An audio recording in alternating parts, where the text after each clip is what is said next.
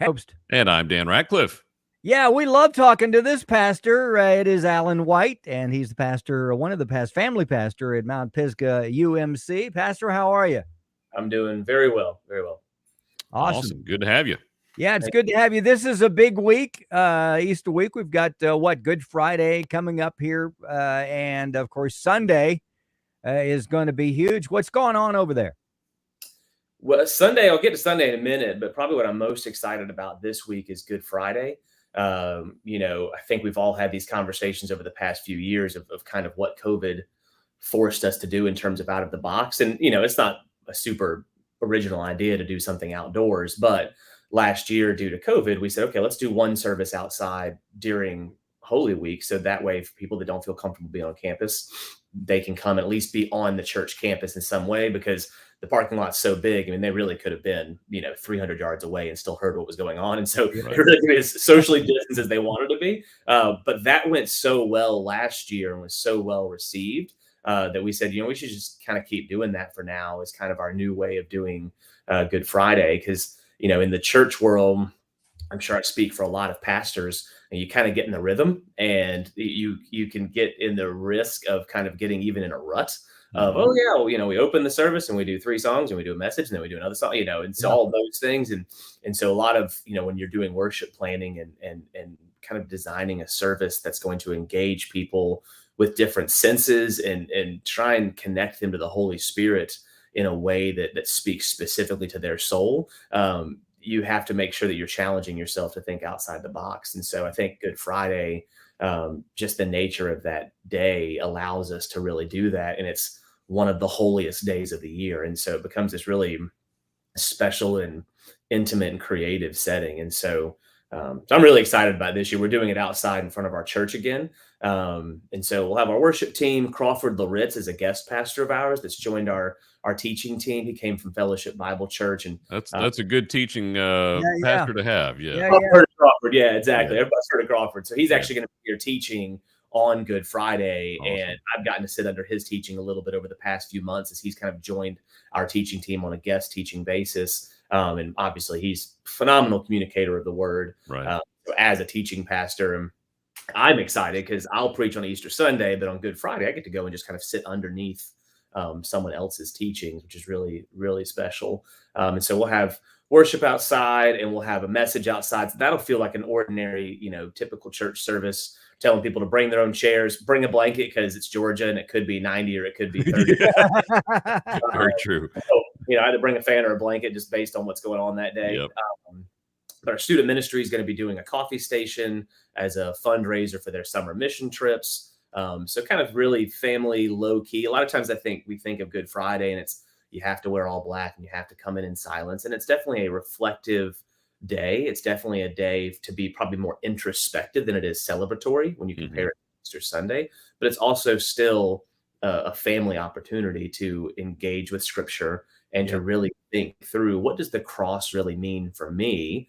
And I have a middle school, elementary schooler, and preschooler, and I get now to go to worship with them outside and think through, what does the cross mean for us as a family? And so the worship experience will be very comfortable, I guess you could say, and very good for the whole family. But the part that I'm most excited about is we have contracted with an artist that does these stations in the street, and it's 13 different prayer stations that are all viewed through art. And so he's taken all of these different moments that happen leading up to the cross and the resurrection and created kind of an art piece to go with each of them.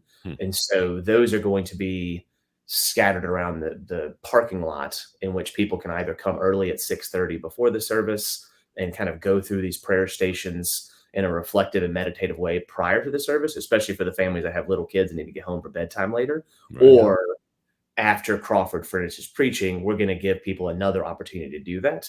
And the first station that they'll go to will be communion with Pastor Steve and Pastor Jason, which are 2 of our other pastors. And so they can kind of begin through, put yourself in the shoes of the disciples, and you're receiving the Last Supper, which of course we celebrate on Maundy Thursday. And then you kind of watch Jesus go through all of these things leading up to the cross and try and reflect on, what does each of these moments, what did it mean for them then? But really, what does it mean for us now in 2022? So really, really, really excited about Good Friday, and just I'm an outdoors person. I would rather be outside than inside 100% of my life. So anything we can do outside, including a worship service, is okay for me. So I'm really excited. Talk about the importance, and I think it's very important, of having a service where the whole family can be together. You don't have teens off in one place and kids off in one place. This is a place where the whole family can be together and worship. It just creates spiritual conversations at home. As the family pastor, I'm over all of our next generation ministries, including our children's ministry, student ministry, and our parenting ministry. And we always tell parents, you are plan A for your child's spiritual development. We, the church, plan B.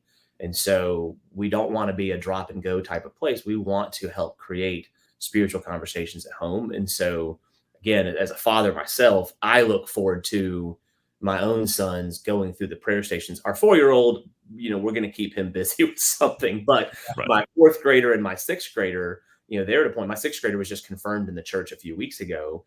And so he's at a point spiritually where he's really starting to ask these questions, and he's meeting with his student pastors and asking these questions. And so I'm looking forward to him sitting next to me and thinking through, really, what did Jesus go through that last week? Because for kids especially, obviously, because you don't want to terrify them, they kind of don't really know the full details of all of the pain and suffering that Christ went through on our behalf. And them to really think through that, it really helps to add a vividness to their faith and their own understanding of their own salvation. So as a dad, to get to watch that and then kind of just see what happens on the way home in the car, it is awesome. And the prayer stations are going to be great, because I know that it creates an easy question for parents. Hey, what was your favorite piece? Not what was the best thing the pastor said, because as a teaching pastor, I'm well aware of the fact that there are times that 10-year-olds tune me out. Which is, a 10-year-old can look at a picture and say, oh, I had never considered the betrayal like that. I just heard the betrayal and thought, oh, that's like a friend being mean, but I never considered it this way. And so I'm looking forward to my own kids getting to have that conversation. But that's the best part of it, I think, is not just the family sitting together in the service. It's what happens in the car ride home. Pastor Allen of Mount Pisgah, UMC, and it starts at 7, I think you said. You can get there early, check out the stations, and then Pastor Crawford bringing the message is going to be really, really, really cool. I think you're going to have okay weather. I don't even think it's going to rain, so I think it's going to be. We look Good Friday. Sunday is going to be a little dicey. Service outside on Sunday, and that'll be the one we have to keep our eye on. But Good Friday, well, you're bringing the message on Sunday, as you mentioned. What can folks expect on Sunday morning? We are coming to the end of our study in Luke. We're a church that historically has probably done more of kind of the short, 3 to 5 week sermon series. And for the first time in my 13 years here, we started in Luke 1 during Advent, and we have walked through the entire book of Luke leading up to this week. And so as a teaching pastor, I've loved getting to do that and getting to walk methodically through Christ's entire life. And so for me now, it's not just, oh, we picked out the Easter passage for this upcoming Sunday. Yes, we've done that. It's Luke 24, but it's also this grand finale of what we as a church have been spiritually walking through together over the past 4 months. And so to get to kind of tie a bow on that and really look at Luke 24, which is, it's the reason why we're here. Right. The reason why we're talking today, the reason why we're meeting on Sunday, the reason why we meet any Sunday is because of this one particular Sunday. So to get to gather and to kind of see the climactic point of Christ's ministry in Luke 24, for Easter anyways is special, but also having journeyed through everything leading up to that over the past several months as a congregation, I'm just really excited about leaning into this week. Awesome. You can find out more details at mountpisgah.org. And then looking past Easter, I know, Easter is like, after that, you'll probably take a nap. But anything big coming up that you want folks to know about coming up after Easter? In the month of April, we're actually collecting goods for Camp Lighthouse, which I've talked to you guys about before. And so we'll be collecting stuff. Camp Lighthouse is a camp that provides a free Christian camp for kids that otherwise couldn't experience it. And so we partner with homeless transitional agencies around the Atlanta area, and they bring kids up to be our campers. And so usually towards April, May is when we start to collect goods, towels, pillows, that kind of stuff to be able to help support the summer camp. So that'll be happening in April and May. And then, of course, we have all of the fun end of school year stuff, baccalaureates, and after the church calendar slows down after Easter, but then all of a sudden the world schedule picks up really fast. May is always crazy. Yeah. So we become, I would say that we, the church, become more of a supporter, over the next month as families are super busy. And we're like, hey, we're here. We're going to support what you're doing. We're going to go to your graduations, that kind of stuff. And so that we kind of transition more to being in the community during the next 5 or so weeks. And so looking forward to that too. Awesome. Love it. Pastor Alan White, Mount Pisgah, UMC. Check out the Good Friday service that's coming up. And then Sunday morning, mountpisgah.org is a great place to go to. And also anything that you can check out what's going on over the summer. And Pastor, we love talking to you. I'd like to pick up with you in the summertime, see what's going on. And as we move closer to the fall and can you believe it? We're moving on into 2022. We'll talk about what's coming up for the rest of 2022 and more. So fantastic. We got to take a break. We'll be right back. I'm Rick Probst. And I'm Dan Ratcliffe. This is Faith Talk Live.